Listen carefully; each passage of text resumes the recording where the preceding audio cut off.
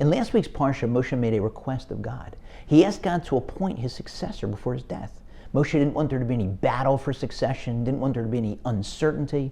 And when he made the request, he suggested to God that the next leader should be somebody who would go out before the people and come in before them.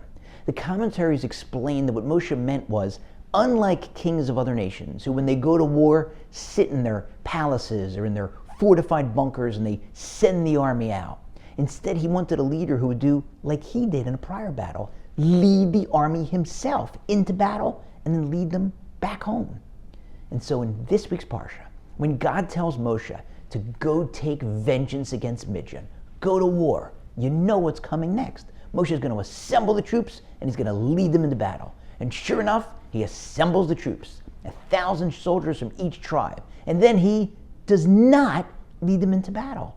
Shockingly, instead, he appoints Pinchas to go lead them.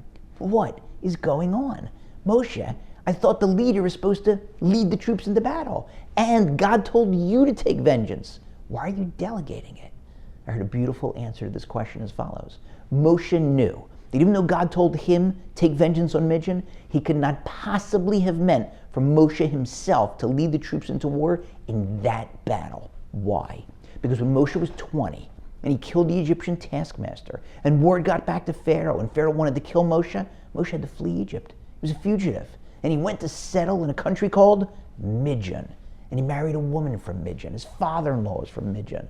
His sons were born in Midian. He lived there for many, many years, and so he had a karas gratitude towards Midian. So God couldn't possibly mean that he's going to lift up arms, a sword, against the Midianites. Just like back in Egypt for the first 3 plagues, which involved hitting the water and hitting the ground, God told him Aaron has to hit the water and the ground. Moshe couldn't do it because he had gratitude towards the water. It had saved him when he was an infant in the basket in the Nile. And he had gratitude towards the ground because it had saved him, albeit temporarily, when he buried the Egyptian's body in the ground. And so how much more so did he have to have gratitude to Midian where he spent all those years?